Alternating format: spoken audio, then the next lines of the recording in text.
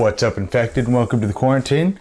Today I have another unboxing for you, a game that I've been dying to get in the mail and I finally got. So if anybody knows, I am a sucker for space games, and I've actually been playing this on Tabletop Sim, and it's essentially a more serious Kerbal Space Program. It's very mathy, kind of. And it's a game about efficiency and trying to overcome obstacles and get rockets in space. It's the space race, 1956 to 1976. Now, this is a really weird box, so I've read a couple things on how to get this open, so we're going to go ahead and dive right into this. So, let's get this open here. So we have our rule book here, and I think, yeah, it reads from, I've read the PDF, and the PDF works fairly well. It goes through gameplay and examples and how to set up the game. Then it even has like actual stats, like for example, if the actual space race was done in this this game, it would be beyond the game. Where is it?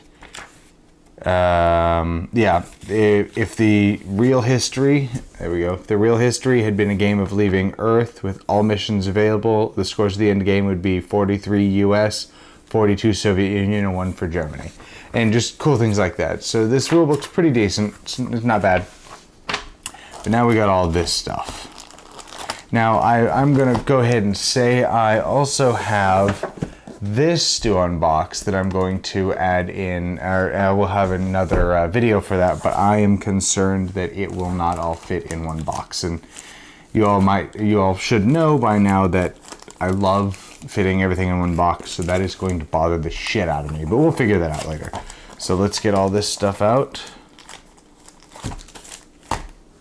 And lots and lots, I should probably be stacking it up so you guys can see it. Lots and lots and lots and lots and lots of cards. And so let's go through this first, because I like to do the cards last. Oh, holy crap. All right. So it looks like the laser cut wood pieces, what all of it is.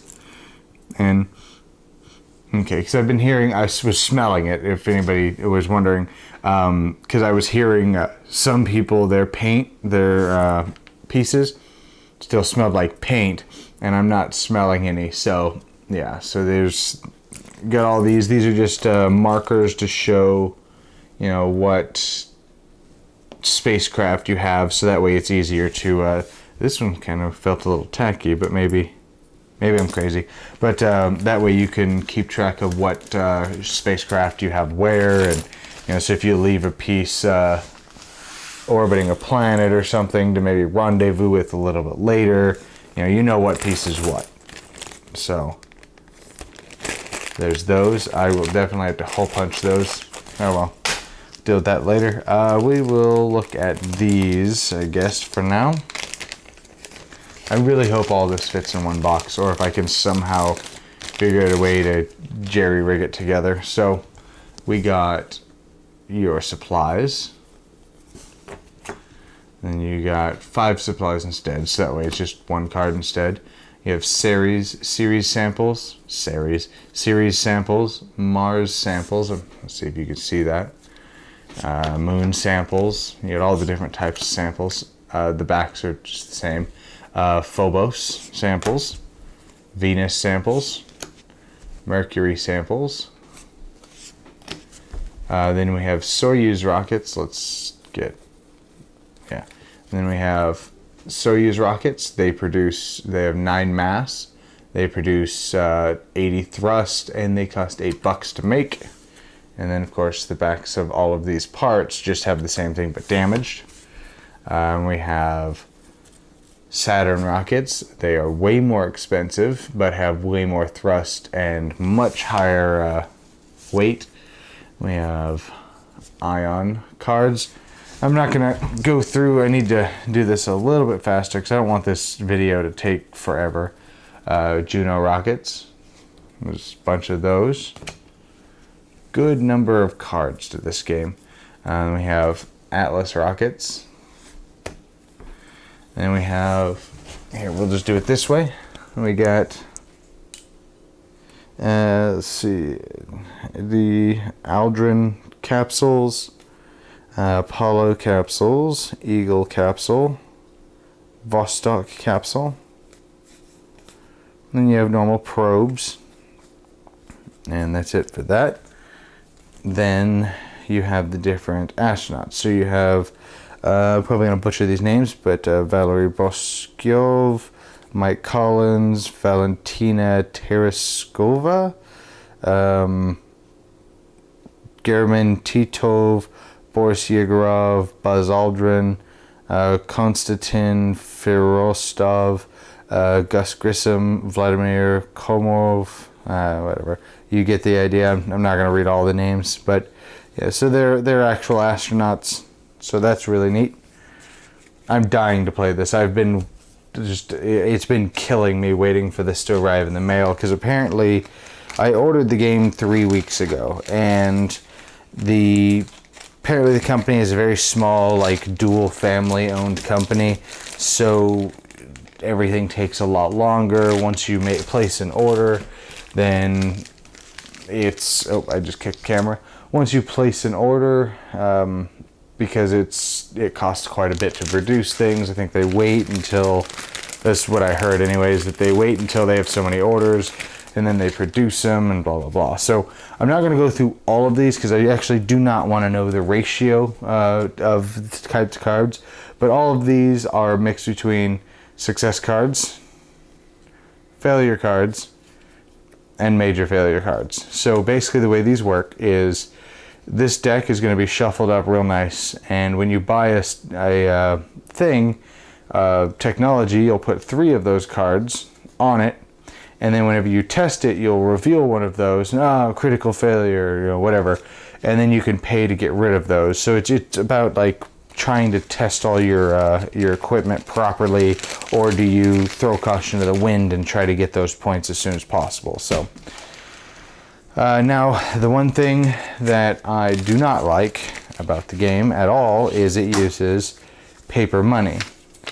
I hate paper money with a fiery passion.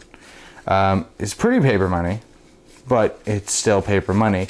But I actually have some poker chips that I will probably add into the game instead. So you have your different space agencies. You have France, Japan, US, the USSR, China, and then you have your time tracker. So we'll put that back in here. And honestly, I mean, the money in this game isn't that big of a deal, but it still bothers me. I hate paper money. We'll deal with those last. And some of these cards, especially these ones, I'm actually not going to reveal all of them because spoiler reasons. I mean, they're not too much of a spoiler, but still. So the backs of these look like this.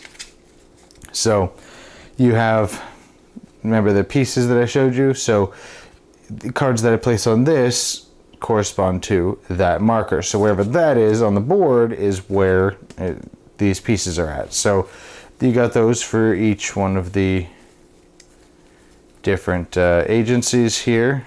And then now you have the missions. Now I'm going to quickly go through these because I actually do not want to know all of the missions.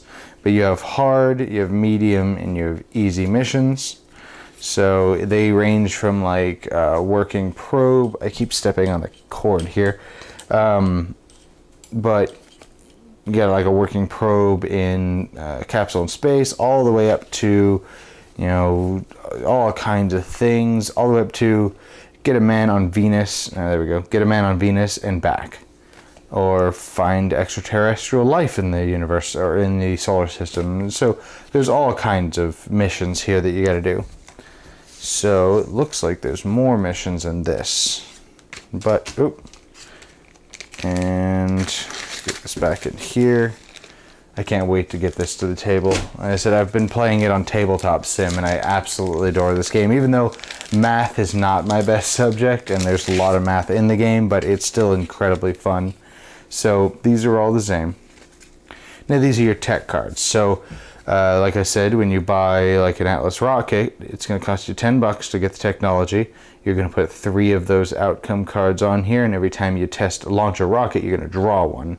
And then you can pay to get rid of it and stuff, and then it tells you what happens. So you have your Atlas rockets, ion thrusters, you know, Junos, and it's just all the technology that we went through, all in here. All right, and then that's it for that. Now we will go to last but not least, well, for this anyways, and I said I'll have a separate video for the Outer Planets expansion, but I went ahead and ordered it because I knew I was going to love it. I like the base game, so I knew I was going to like it. But yeah, so the way it's going to work is you're going to set up the map. So you got like Earth orbits here, Earth is right here, then you have a bunch of, something else should go in between. Yeah, suborbital flight would go here. You know, so now you see the planet, but then it keeps going further and further out. So I probably just mixed all that up, but whatever. I'll figure it out later. But yeah, so you have, this is just how you build the map. So like from the interplanetary transport or transfer, you can go to Venus's orbit, difficulty 3, and it's going to take 1 time, and you're subject to radiation. Or, you know, Mars orbit. Mars orbit is this way, 4 difficulty, takes 2 time units, and has radiation. So, you know, with this here, you're going to have Mars on this side, you're going to have Venus over here, possibly all right in here, you're going to have Earth down this way, you know, so you're going to set it up according to, oh, crap, I just dropped one of those cards. Give me 1 second, there we go. So this is what I was going to say before I was so rudely interrupted. You notice there are 3 moon cards. So on this side of the moon, they're all identical. So when I first land, well, this one's not because it's the one I dropped. But so when I first land on the moon, I will look at this, and then that's just what happens. However, if you're playing in a multiplayer game, it's a little different. I can secretly look at this and go, okay, but if I don't reveal it, then I have to immediately destroy my craft. So, you know, it's interesting. But yeah, you get Ceres, you get the solar radiation, suborbital flight, Earth orbit, and then you got Mercury. And that is my unboxing for Leaving Earth. I'm super excited to play this. Like I said, it is basically a more serious like Kerbal Space Program, but as a board game, so it's really cool. Anyways, that is my unboxing. I hope you enjoyed it, and I will see you guys next time in the quarantine.